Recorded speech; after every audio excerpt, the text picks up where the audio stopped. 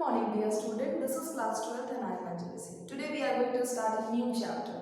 We completed electromagnetic induction, where self-induction, mutual induction, and I left one topic because that was totally related from the 10th class and I took that topic previously in the 12th class also. So please read that topic and whatsoever doubt you are collecting, so please ask me, okay, in the WhatsApp group.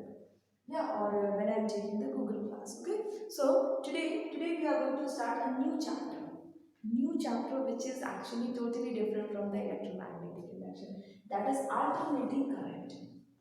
Alternating current. What is alternating current? Actually, alternating current means the current which is flowing in alternate manner. अगर मैं graph बनाती हूँ, so this is the I, this is the T. ठीक है? This is your alternating current. थोड़ा सा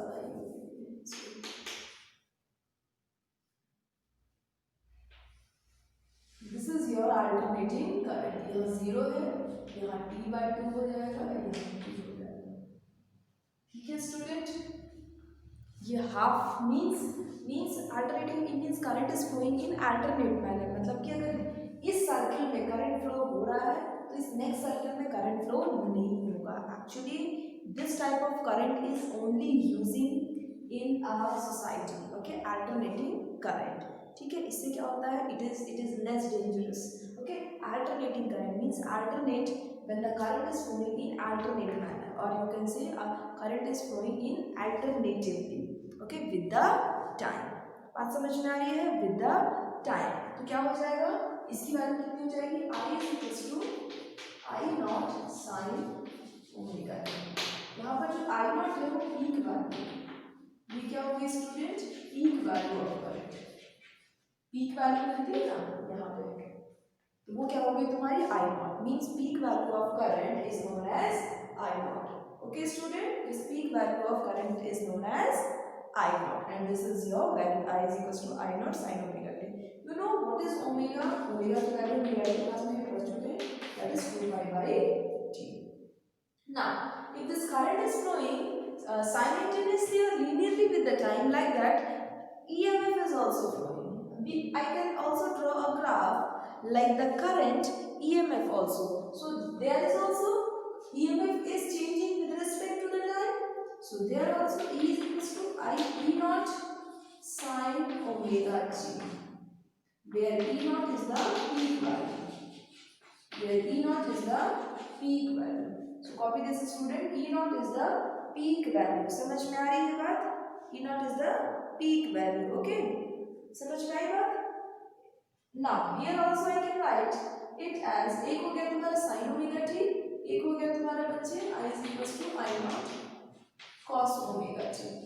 यहाँ भी हो जाएगा, एक हो जाएगा E is equals to E naught sin omega t, एक हो गया तुम्हारा cos omega t. That depends on situation. Okay, so which type of graph it is making. If it is a sine graph, so sin omega. If it is cos graph, then cos omega. Clear student? I think it is clear to you. Okay, what is alternating current and what is alternating EMF? Now, this is your like introduction of this chapter. Now we are going to first topic of this chapter. First topic is this. Okay, I forgot to find the relation. Write the relation between the mean value and peak value. आज हम किस में relation निकालेंगे, mean value और peak value में. Mean value क्या होता है, mean value means mean value of current means how much current is flowing. How much current is flowing means in the first manner also, means in the first, means in the upper part of the graph also, in the lower part of the graph also. कितना current flow हो रहा है upper part of the graph also and the lower part of the graph also, हम उसका mean निकाल देंगे. समझ में आ रही है बात? इट या we are actually finding okay when steady current is flowing. तो आज हम क्या फाइंड करने वाले हैं, मीन वैल्यू और पीक वैल्यू. पीक वैल्यू तुमको पता है, मीन वैल्यू मैंने अभी तुम लोगों को समझा दिया. What is mean value? For that we have to use this equation. I is equals to, theory मैंने समझा दिया है आपको, I is equals to I naught sin omega t. And student, you are writing very small theories. बहुत छोटी छोटी theories देखते हो. Please attend more theories and right more theory, because because when you are writing the theory, it is not actually up to the mark. Your theory is not up to the mark. You are writing very less theory. This time in the test, your theory is very less, as well as their meaning is not up to the mark. If you will write like this in the board examination, so student, very sorry for you, you will not get the good mark. And you know, in physics, theory writing of theory is very important.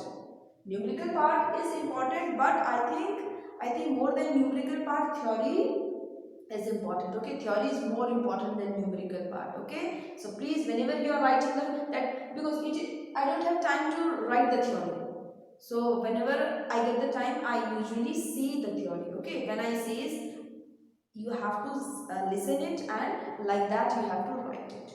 Okay, student. Now I is equals to I naught sine omega t. You know, I is equals to dq by dt. dq by dt. So dq is equals to I dt.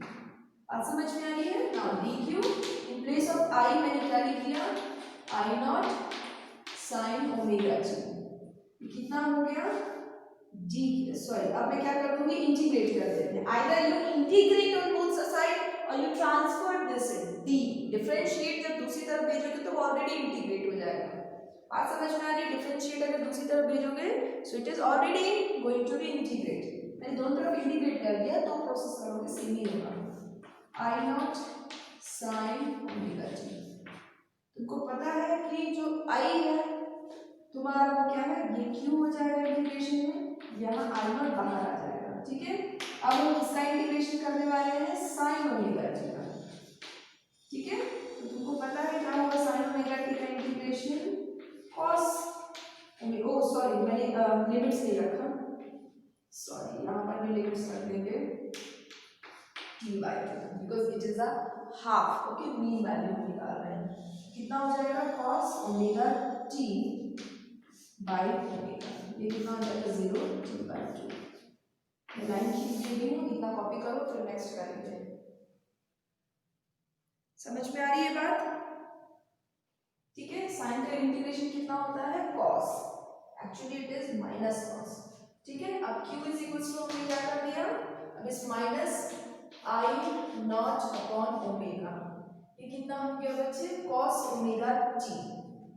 cos omega t t by 2 is 0. दिख रहा है सबको? ठीक है, अब मैं यहाँ जा रही हूँ. q इज इक्वल्स टू, तुमको पता है ओमेगा की वैल्यू मैंने अभी लिख रखी है माइनस आई नॉट. कितना हो जाएगा? 2 पाई बाई t. नीचे होगा डायरेक्टली, मैंने ऊपर ट्रांसफर कर दिया है. यहाँ पर भी क्या करना पड़ेगा? पहले तो हमको वैल्यू रखनी पड़ेगी. मैं डायरेक्ट वैल्यू रख दे रही हूँ. cos ओमेगा की कितनी हो जाएगी? 2 पाई बाई t, और t की जगह रखना है t बाई 2. ध्यान से समझो, ओमेगा की जगह 2 पाई बाई t, t की जगह मैंने t बाई 2 रख दिया है. ठीक है, यहाँ पर क्या करोगे? cos ये कितना हो जाएगा? cos ओमेगा की वैल्यू कितनी हो जाएगी? 2 पाई बाई t, और t की वैल्यू यहाँ पर 0 है. So q is equals to minus I naught t by 2 pi. ये कितना हो जाएगा? कैंसिल आउट हो जाएगी वैल्यू. ये कितना हो जाएगा? cos pi minus cos 0. ये तुमको पता होना चाहिए कि इसकी वैल्यू कितनी होती है. You studied in mathematics. नहीं पता है, again go to the 11th class and find the values. Pi की वैल्यू तुमको पता है कितनी होती है? 180. cos 180 की वैल्यू होती है माइनस 2. cos 0 की वैल्यू होती है 1. ये माइनस 2 कितना हो जाएगा? Minus I not T upon 2 pi. ये कितना हो जाएगा? माइनस 2. माइनस माइनस कैंसिल हो जाएगा, फिर कैंसिल हो जाएगा. ये कितना हो गया बच्चों? आई नॉट टी बाई पाई. थोड़ा सा और मुझे यहाँ करना पड़ेगा, तो पहले इतना कॉपी कर लो, समझ लो इसको क्या दिया. ये सारी वैल्यूज क्या है तुम्हारी? आई नॉट टी बाई पाई. एक मीन वैल्यू क्या होती है? ठीक है, एक मीन वैल्यू क्या होती है तुम्हारी बेटा? एक तुम्हारा ये क्वेश्चन आ गया, एक तुम्हारा ये तुम्हारा मीन वैल्यू है. ठीक है,